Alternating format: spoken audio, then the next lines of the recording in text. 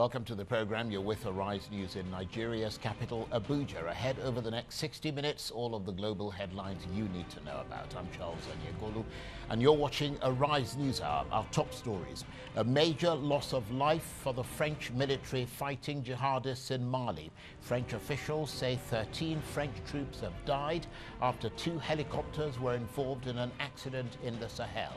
It's the biggest loss of French forces in a single day in more than 30 years. We have the latest. A sobering report from the UN Environment Programme and a bleak outlook for climate change. Government commitments made so far to reduce greenhouse gas emissions have missed their targets and will not be enough to restrict global warming to the limit agreed under the Paris Climate Accord. And a critical intervention by the chief rabbi in the UK in the country's general election campaign. He's criticised the Labour opposition over its handling of anti-Semitism claims, saying people should vote with their conscience. Will be live in London. Plus, many decades after the battlefields of the First and Second World Wars went silent, a new documentary telling the real story of Africans who fought in those great wars and the brave service they gave, making the world a safer, better place, premieres in London this week.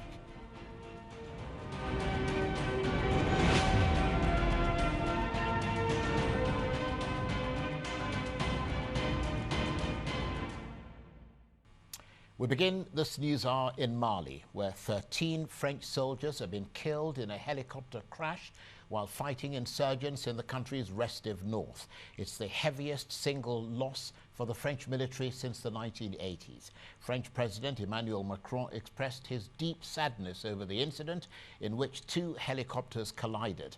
According to the Armed Forces Ministry, the accident occurred while the helicopters were reinforcing ground troops pursuing insurgents in the Liptako region near the borders of Burkina Faso and Niger.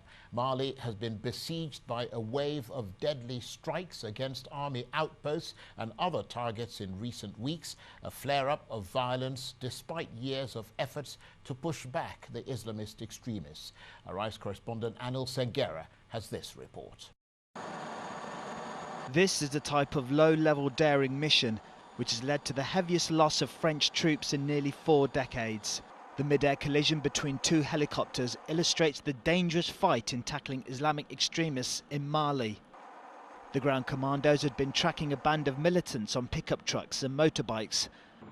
After identifying the group, the Tiger and Cougar helicopters were sent to reinforce along with a combat jet. The helicopters hit the ground in darkness, a short distance apart. There were no survivors. Alors que le combat contre les djihadistes avait commencé, as the fight against the jihadists began, the French army helicopters collided. It is with deep sadness and emotion that we have learned of the death of the 13 soldiers who were on board. 13 exceptional soldiers, 13 heroes who died for France. Que nous avons appris la mort des 13 militaires. Officials say this latest crash brings the total number of French soldiers killed in the Sahel region since 2013 to 38. France, the former colonial power in the region, first intervened in Mali in 2013 to drive out militants who had occupied the north. Mali's army has since recaptured the territory, but insecurity there continues and the violence has spread to other countries in the region. France now has 4,500 troops deployed to support the forces of Mali, Mauritania, Niger, Burkina Faso and Chad against Islamic militants. For 15 days in November, French troops set out across the lawless region where the borders of Mali, Burkina Faso and Niger meet. Colonel Lemel, the operations head, has called the area a jihadist sanctuary. Parce que c'est une région transfrontalière, donc on peut facilement passer d'un côté à l'autre. Puis c'est une région très difficile d'accès, avec des couverts. Vous avez pu vous en apercevoir vous-même, une traficabilité très compliquée et donc une zone propice pour se cacher et entretenir une logistique. Mali has sustained a wave of insurgency strikes on army outposts and other targets, with more than 50 killed over just a few days earlier this month. French officials acknowledge that local security forces remain woefully under-equipped and under-financed for shouldering the anti-jihadist fight despite years of French engagement. Such warnings have given grist to critics who say France risks becoming bogged down in a fight it cannot win without significant new investments in soldiers and material. Anil Singera, Arise News. Well, for more on this, I'm joined now by the African Affairs analyst and publisher of Africa Briefing, John Ofei-Ansah, who's been keeping across this story. Thanks for joining us, John. So a major loss of life for the French military in Mali, 13 soldiers dead in a collision between two helicopters. What more can you tell us about this? Yes, like your reporter said, the two helicopters were trying to track down some insurgents, insurgent jihadists, in the northeastern part of the country. And unfortunately, the two choppers collided, resulting in the loss of 13 lives. And this brings to 38 the number of French soldiers, killed in Mali since France went to Mali in 2013, to help drive back, the jihadist insurgents who were attempting to overrun the country. I just wonder whether in France there's been any reaction, John, that suggests that there might be pause now in terms of the levels of French involvement in Mali. Well, I don't think so, because the French actually are there, partly for its own security, because they fear that the insurgencies, the jihadist activities might, if not curtailed, in the Sahara, might eventually, cross over into France. And we all know the number of terrorist attacks France has suffered, Bataclan and other cities, in the country. So I think they are there, just to make sure in the interest of their own security. So I'm not sure this is going to discourage them from doing what they're doing. After all, France has already, since 2013, has kept 4,500 troops, in the country as part of this Operation Barkhane to help build up and train the local security forces. It is also trying to help, they've also set up a local regional force known as the G5, as your reporter said, comprising Mali, Niger, Burkina Faso, Chad, Mauritania. But this G5, has been hobbled by delays in the disbursement of funds. So if anything, the latest incident is going to push France, to appeal to its maybe G7 allies, to expedite action in the disbursement of funds to help build up, these troops, build up the G5 in the Sahel. Yes, absolutely, because, the French role in Mali and the whole Operation Barkhane that you talked about, which extends over 5 countries in the Sahel, is not getting better, but is getting considerably worse. And so one imagines that this accident aggravates the questions that are circulating in Paris about the efficacy and purpose of what is apparently an open-ended engagement. You see, security in the Sahel is difficult. There are no borders between countries because of the nature of the terrain.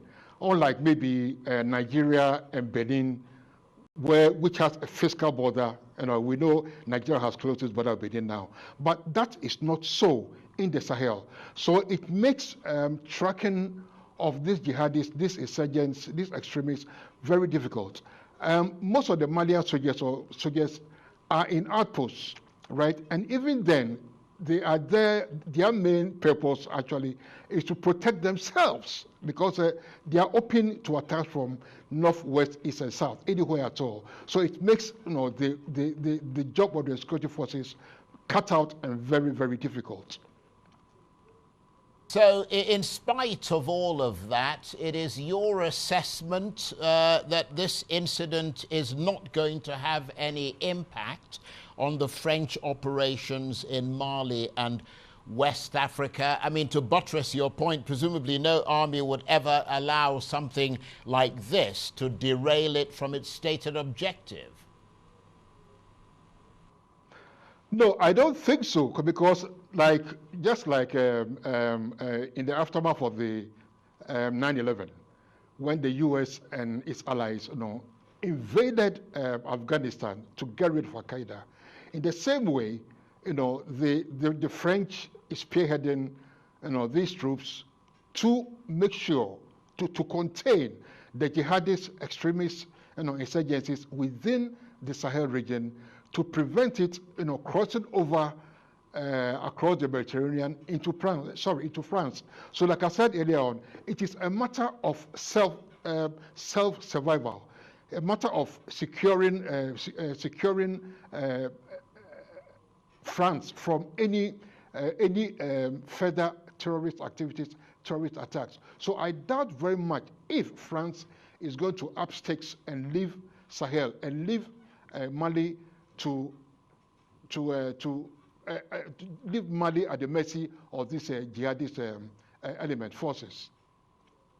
Nevertheless, John, I mean, living in Europe yourself, you know that it's when the body bags start to come home and French soldiers or whatever country it is that people start to see their troops in body bags, along with news reports that the successes are decreasing and the attacks are increasing, that the jihadist threat is steadily growing. That's when people start to call for the troops to come home. Yes, it's true. But it's a natural instinct. If your son, your brother, your father, your husband, your nephew, goes, travels on a military operation and comes back in a body bag, that is a natural, reaction. That look, I talked to the government that the government should bring, these troops back home to pull out as well and so forth. But like I keep saying, in the interest of France's own security, right, I believe the forces remain there. And the most important is that they need to expedite the disbursement of funds and equipment and other stuff to the G5 force. I mean, the G5 force set up by Mali, Niger, Burkina Faso, Chad, and Mauritania. They need to, disburse these funds to them and provide them with the right equipment to help fight these insurgencies. Okay, John, always appreciate your analysis. Thank you very much indeed. John Ofe Ansah, the African Affairs analyst and publisher of Africa Briefing there.